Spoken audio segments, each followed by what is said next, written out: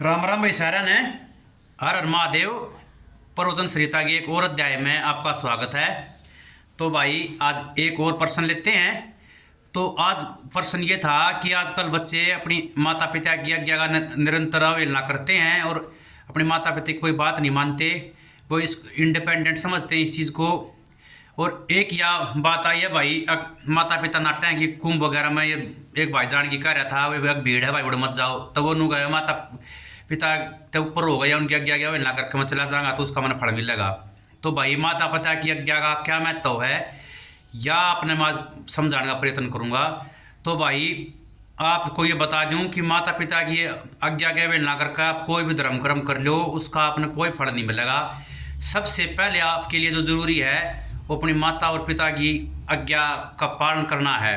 और यह मतलब माता पिता की आप कोई बात कहे हैं तो आप न सोचो हो कि हमारे ऊपर प्रतिबंध लगाए हैं। मैं तो अब सेल्फ डिपेंडेंट हूँ, जो कुछ करूँगा अपने लिए करूँगा और अपने लिए अच्छा करूँगा। लेकिन भाई सच्चाई यह ना है, सच्चाई यह है कि उनकी समझ हमारे तो ज़्यादा है। वो जो कहे हैं वो हमने आज बुरा लग गया है, लेकिन भविष्य में आप देखोगे एक दिन आप ये रियलाइज़ होगी कि जो वो कह रहे थे वो सत्य था और ठीक भी था। तो माता पिता की आज्ञा का महत्व न केवल हमारे लिए है, ये प्रत्येक उसके लिए ज़रूरी है। या इसको मैं समझाने के लिए हम रामायण से भगवान श्री राम मर्यादा जो पुरुषोत्तम रहे हैं उसका उदाहरण लेते हैं। आपने देखा होगा कि जब भगवान श्री राम की जो वो है विद्या पूरी हो जाए है, वो सभी विद्या में निपुण हो जाए हैं और राजनीति के एक श्रेष्ठ ज्ञाता हो जाए हैं, तो उसके जो पिताश्री थे महाराज दशरथ वो ये घोषणा करवा दिए हैं कि भगवान इसको रामचंद्र को राजा बना दिया जाएगा, युवराज घोषित कर दिया जाएगा इसका अयोध्या का। तो भाई यह बात फैल जाए सारे गए और देखती थी निश्चित हो जाए है कि इस मुहूर्त में रामचंद्र को राजा बना देंगे। तो जो उसकी तीन माताएं थी, सबसे छोटी माता थी कैकेयी, उसकी बुद्धि उसकी जो दासी मंत्रा है वह भ्रष्ट कर देती है और उसको ये बता देती है कि तेरा पुत्र तो फिर दर दर की ठोकरें खाएगा अगर ये राजा बन गया तो एक बार राजा दशरथ असुर के साथ युद्ध में गए थे। तो उस समय उसने उसकी राम की छोटी माता कैकेयी ने 2 बार उसकी जान बचाई थी। तो दशरथ जी ने उनको बोला था कि अब 2 वरदान किसी भी समय मांग लेना।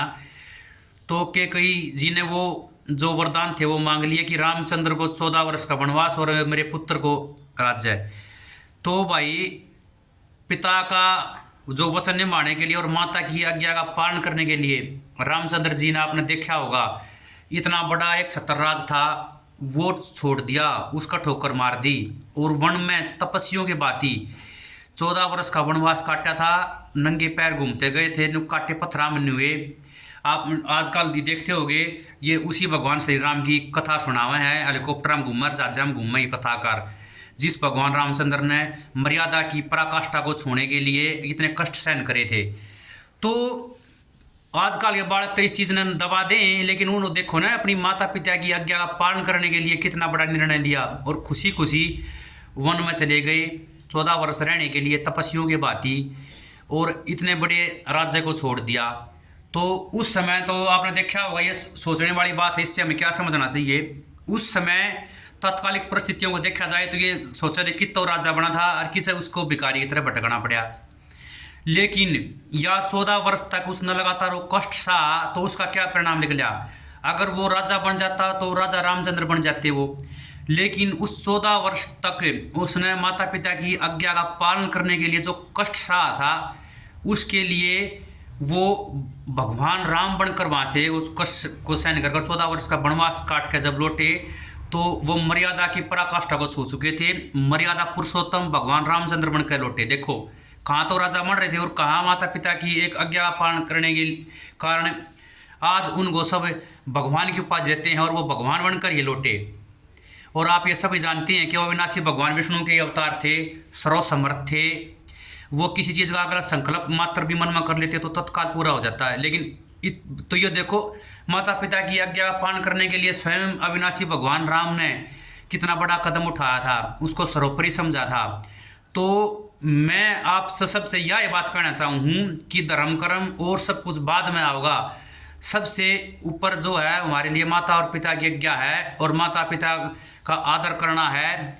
एक सच्चा मात्र और पितृ भक्त ही परमात्मा को प्राप्त कर सकता है, क्योंकि माता पिता का दर्जा तो भगवान से भी ऊपर बताया गया है, उनसे ऊपर बताया गया है। ये बात मैं नहीं कह रहा, ये बात भगवान रामचंद्र ने स्वयं बताई है सबको और करके दिखाया है, यो मैंने उदाहरण दे दिया।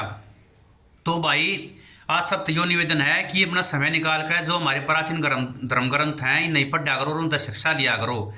और दूसरा उदाहरण भी है भगवान श्री कृष्ण का, वो मैं किसी अन्य उसमें बताऊंगा अध्याय में। तो आपसे यही फिर निवेदन है बार बार कि कुंभ नहाने के बाद तो या कोई भी आप तीर्थ स्थान पर जाना चाहो हो, वो माता पिता की आज्ञा लेकर ही जाएं, जब वो कहें तभी जाएं भाई। वो जो आपके भूत और भविष्य देखकर आपकी भलाई के लिए कहेंगे, जो कोई भी बात वो कहेंगे। तो किसी भी तीर्थ का और किसी भी धर्म कर्म का कोई भी फल नहीं मिलेगा मेरे हिसाब से, अगर वो माता की या पिता की आज्ञा के विरुद्ध आप करोगे तो। और दूसरी उदाहरण में आपने श्रवण कुमार देखा होगा, जो माता और पितृ भगत था, और माता और पिता की भक्ति के कारण और उनकी आज्ञा पालन के कारण और उनकी सेवा के कारण वो अमर हो गया और वो ब्रह्म के समान हो गया।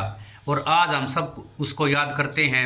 यह चीज़ भी आपने देखी होगी, इसकी पूरी कथा सुनाऊंगा वो आपने तो ये वीडियो लंबी हो जाएगी, वो किसी और अध्याय में। लेकिन यह बात मैंने एग्जाम्पल एक बार उसका भी इसलिए दिया है कि उसने देखो अपने कंधे पर कवाड़ बनाकर अपने माता पिता ने सारे तीर्थ घुमा के लिया था, कितने कष्ट सहे थे।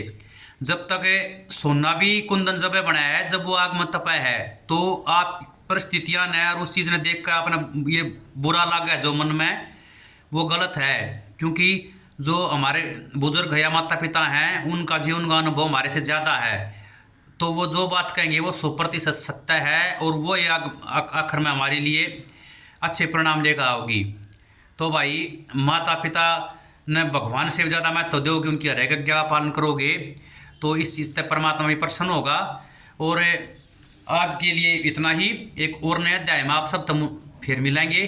तब तक आपसे यही विनती है कि नित्य अपने माता पिता के चरण स्पर्श करें और उनकी सेवा में कोई कमी ना आने दें और उनकी हर एक आज्ञा को सर्वधार्य करें, मान कर पूरा करें। और अगर ये वीडियो अच्छी लग रही हो तो चैनल को सब्सक्राइब करें, और इंस्टाग्राम और या फेसबुक पर देख रहे हो तो फॉलो करें भाई। हर हर महादेव, भगवान की कृपा आप सब पर बनी रहे और अपने माता पिता का आदर करना जो सारे भाई।